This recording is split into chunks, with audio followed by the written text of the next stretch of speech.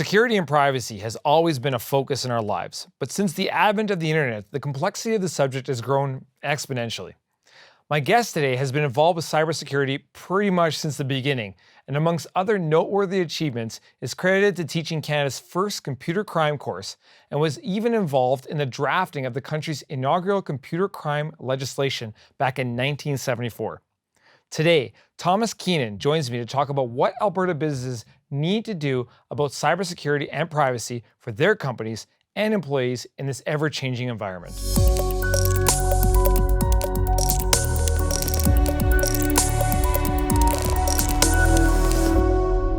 Tom, thank you so much for joining me today and talking to us on cybersecurity and privacy.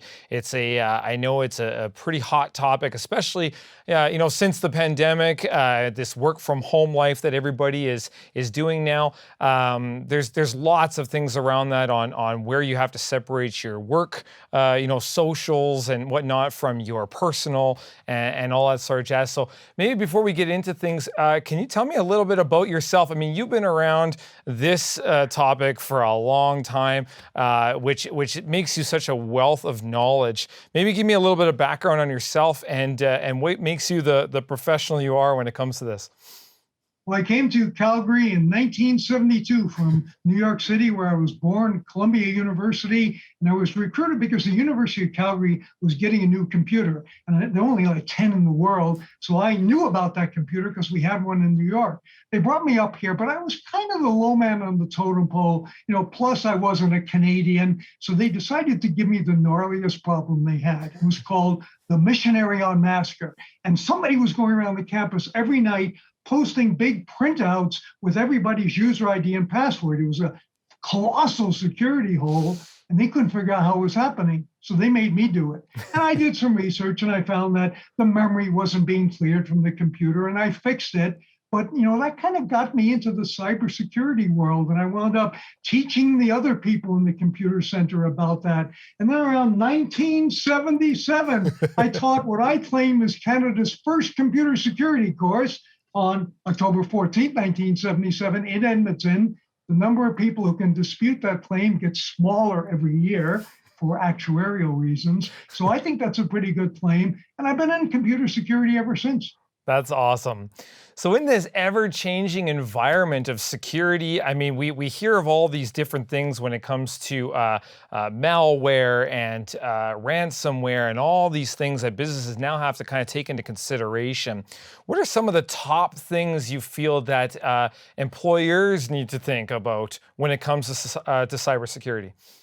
Well, the first thing is how broad it is. Years ago, when I joined what is now the ICTC, it was called the Software Human Resources Council of Canada. And there were a small number of people who worried about computers. Now we talk about telecommunications and all the technologies because they're all the same. So it's just one example. Companies sometimes have a printer or a Xerox machine or something, and they don't want it anymore, and they give it away or they sell it or something. We've discovered that can contain confidential information because they are computers now. Cars are computers now, so it's really all pervasive. So you can't just think of the few little nerds in the computer center and say that's their responsibility. I did a job for a company in Calgary, and I talked to their receptionist. And after about 10 minutes, she told me what operating system they were running, what day their garbage was collected and all that. And I went through the management and I said, your receptionist is part of the problem and should be part of the solution. Oh, no. So when a company's growing, I mean, they're just starting out, they're getting a few laptops, maybe have a few more employees coming in and they have to distribute laptops. When does a company need to, or how does the company identify that, okay, it's time that we need to start getting professional advice or maybe even hire someone to manage our security and privacy within our organization? How do they identify that and when does that come into play? A company has to be a certain size to have a dedicated cybersecurity person, but no company is too small, even a one-person company, to think about this. So one possible solution is to kind of outsource it. So for example, if you're using a cloud service like Amazon AWS, they have a whole department full of security people. I'm not saying they're perfect, but that's one way to do it, to build as little as possible, buy the applications that you need. And if you do have to develop something in-house, make sure that somebody checks it over. We've seen an awful lot of applications that haven't been checked by anyone except the person who wrote them, and very often they have security flaws. Sometimes companies hire a part-timer. So I knew a guy who made a living in Calgary working for small law firms that weren't big enough to have a dedicated IT person, certainly not a security person, and he just spent like half a day a week at each of those. So those are solutions. The other thing is the internet. The internet is full of information. Now, there's good information and there's bad information, but if you look to, reputable sources like the CIO Council of Canada or ICTC's own website for that matter, you're going to find some guides that tell you what the big problems might be. That's awesome. That's great information. Now, when a person is looking for what they need to have covered security-wise and privacy-wise, what do they need to look for in hiring or finding the right person that has the skill set? What's the skill sets they need to have to be able to be qualified for that kind of position and that kind of work? Well, funnily, the skill sets that I talked about in 1977 still exist. You want somebody who's honest and trustworthy, but you also want somebody who's curious. This is not the kind of thing where you can read one book or take one course and it's over, because today there are hackers working on new kinds of malware that we don't even know about. So you have to have that desire to keep learning and keep finding out more. And it turns out it's a lot of fun. There are computer security conferences like Black Hat and RSA, and my personal favorite, which is DEF CON, and it's held in the middle of August in Las Vegas, where it's 39, 42 Celsius, but people go there because the information you get from those conferences is so cool. Yeah. Now, from an employer's standpoint, if they do decide to bring on an employee, or if they decide to go outsourcing it, it sounds like they've got to be really up to date all the time because things are changing all the time. So education is going to be a really important thing, but not just from out of a university, but continual education. What are some of the things that employers should maybe look at internally to keep employees up to date on what their ever-changing needs are? There are some certifications in security. I held one for a long time, the CISSP, and there are other ones as well. So that just happens to be the one that I had. I would encourage any employer to give a path that their person who's going to be in charge of security can follow that might lead to one of those professional certifications. Sometimes they're vendor specific. So there's a Microsoft one, an Amazon one, but those are professionally developed courses. You're not just going out there on the internet looking for random stuff. They don't cost very much money. There are tests at the end to make sure that the person actually studied and learned the stuff. And that means something. So I would say you don't need to come out of a university with a computer science degree. What you do need to do is be continuously curious and ready to take these courses. One of the things about the CISSP is they make you do continuing education every year. So it kind of automatically brings it in that. So when the employee goes to the boss and says, hey, I need my 30 credits, the boss has no choice but to say, yeah. Right. Now, is there something that employees are looking for specifically when they're looking for jobs in security and privacy to be that person? I think employees want to know that they're being taken seriously. So I've done work for a number of companies where some of the employees have told me, well, this is really a big security hole, but the IT manager doesn't want to fix it. And I usually find when I go back to that company a year later, the IT manager isn't there anymore, because there's nothing worse than a security emergency, a ransomware attack, a data breach, or something like that. In fact, the cost can be enormous. There's a law in the European Union, the GDPR, which governs privacy. And you might say, well, hey, we're in Canada, we don't care about that. I actually was on a committee for the University of Calgary, and I asked our general counsel, our top lawyer, are we compliant with that? And she said, it doesn't matter. I said, well, actually, we can be fined 4% of our annual revenue, and that's a huge number for the university. And, they could do that. And I said, It's not likely, but it might happen. And we found something like 35 places where we were doing business with Europeans. We were selling textbooks to them. We were taking their admission applications. So you need to know that the world is now looking at you from a security and privacy point of view. California has a new law on this too. So what you want to do is make sure you're, as compliant as you can be with all of those. And we actually made some changes at the university to be GDPR compliant. Very interesting. That's really interesting. How about roles and responsibilities of the employee, so that an employer can kind of lay out, like, well, this is where your role and responsibility comes in, and this is where it ends? Because at some point, the individuals outside of that role have to take responsibility for their own actions. If you're an employee using a computer, obviously you got to be careful with that password. You can't be sharing it, and maybe I'm making sure that the security level of that password is at a certain level, and so on and so forth. So defining roles and responsibilities for a security personnel, what are some of the things that an employer can do to identify that and lay it out so that it's communicated properly? I don't talk about it a lot because it's my own employer, but it's public knowledge that the University of Calgary had a ransomware emergency a few years ago. I was in Australia. I was neither the victim nor the perpetrator. I didn't get involved in it. I just noticed some people weren't answering my email because the system was broken. But one of the things that happened that was great is we came up with a whole new structure, which is a good one. We have two kinds of computers. We have managed computers and unmanaged computers. So if I take the university computer home, I'm not allowed to install certain software on it because I need permission. I need to know that the IT department has checked it out. So I have one computer that's like that, and I never do anything dicey on that. And then I have computers where I test ransomware. So I've got a house full of computers, but you can be sure the managed one is locked down. So the first thing for employees to think about is, do I want to be in that managed state? It seems like a sacrifice when you can't install your favorite word processor or something like that, but the reality is it's protecting you. The next thing is you want to make sure that somebody takes it seriously. I've been down at DEF CON where people have said, I found a vulnerability in taking over the flight controls of a Boeing 737, and Boeing wouldn't listen to me. And I said, well, what did you do?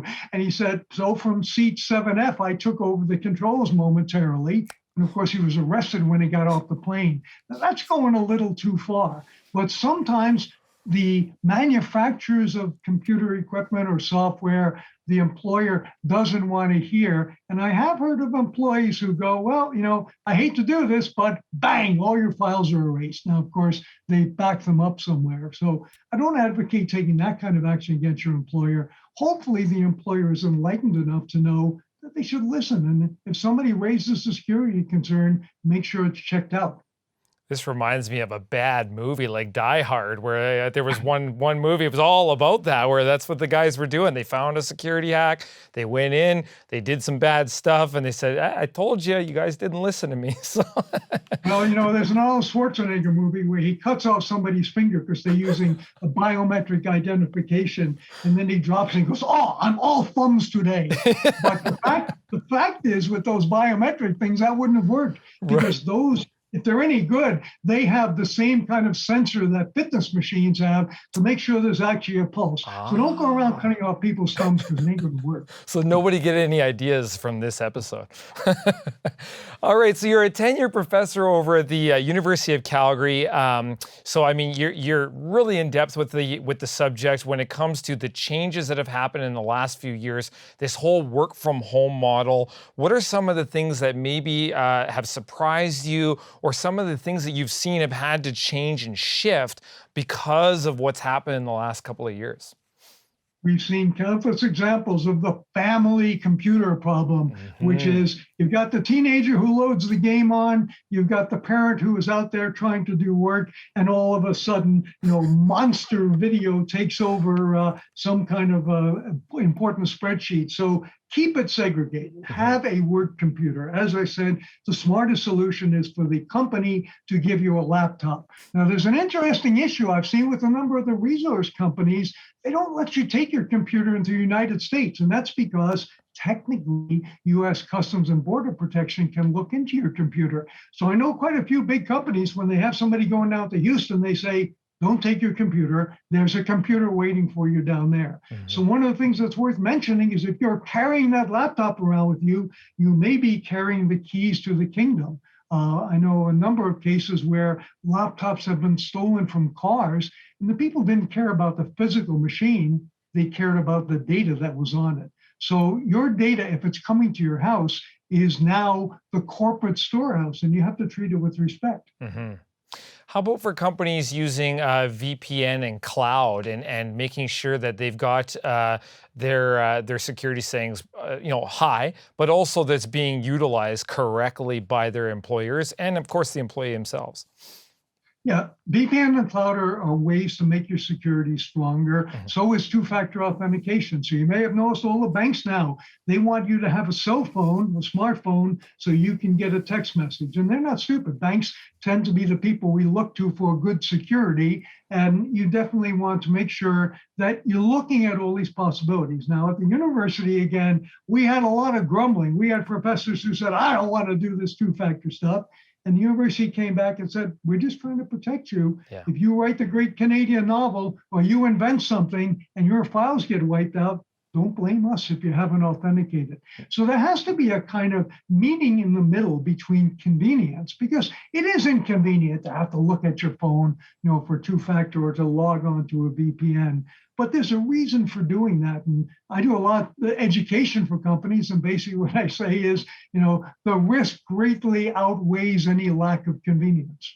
Yeah, and you hate to be caught by just not doing the right thing once, right? So, one of the bigger risks is ransomware. Yeah. And I've concocted a scenario I call the ransomware from hell. And I can tell you very briefly, let's say it's a hospital, somebody gets an email, the IT manager, we've taken over your system, we own you.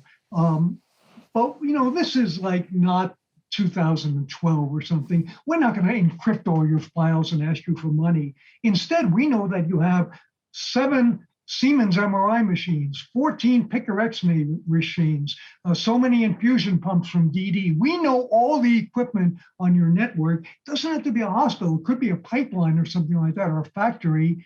We're just going to take them over. Yeah. And if you don't give us $50 million by next week, we'll just kill a patient randomly every day.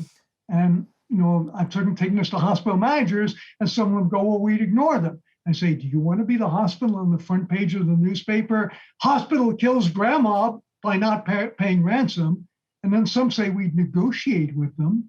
And, that doesn't make any sense because they'll just ask for more. Yeah. And then some say, okay, we'll air gap it. We'll make sure that our MRI machines can't be accessed from the network. My doctor friends say, there's no point to that because they need to interact with everything else. Yeah, when it's part of the technology, everything's been so immersed and so integrated and networked together that it's not as simple as that. You say integration. I took an SAP course years ago, and there was a big hard final exam, and the instructor said, by the way, if you can't think of what the answer is, it's probably integration. Right. And that was years ago, but it's definitely true. Everything is connected to everything now. Yeah, it's something. Now, how about a template? Is there something that employees and employers can look to that, because I think some people might get overwhelmed by the information and overwhelmed by the complexity of it all. Is there something out there that they can easily implement, or is it a case-by-case basis and needs to be customized consistently?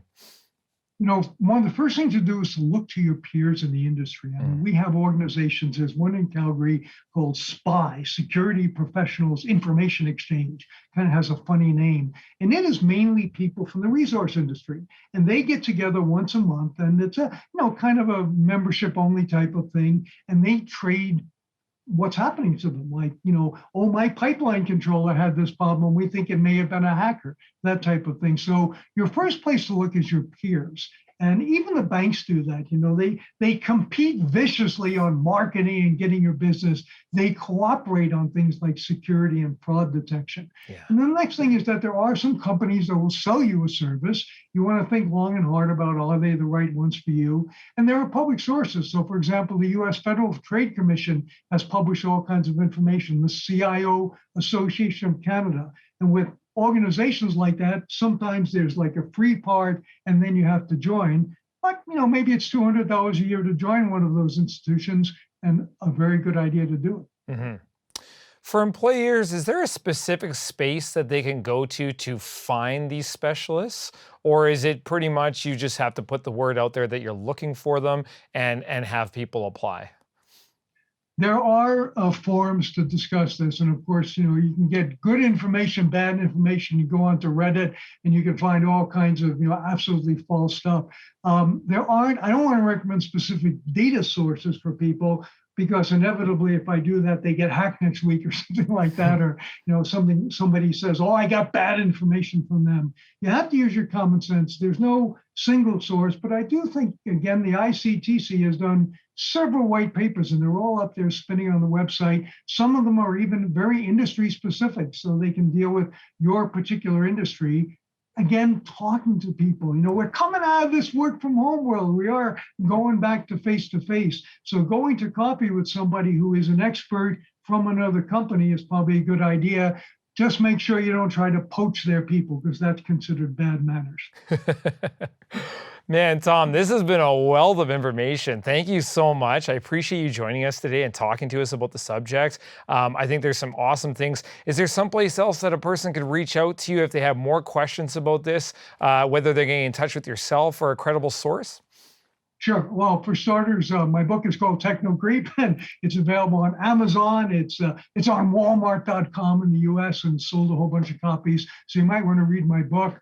It's written almost a decade ago, but everything in it is more true than ever. And I don't mind giving out my university email address. It's my last name, Keenan, at ucalgary.ca. Because one of my views is that we're out there at the university to learn stuff. We're paid to learn stuff, and we want to share with people. So I'm not going to come to your house or your business and solve your problems for free, but I certainly would answer an email if you sent me one. Yeah, if you can point somebody in the right direction, it goes a long ways. So again, thank you so much for joining us today. Super appreciative. The information has been unbelievable and lots to digest. And there'll be more information that we'll have on the link below on this video. And again, thank you. Thank you. You bet.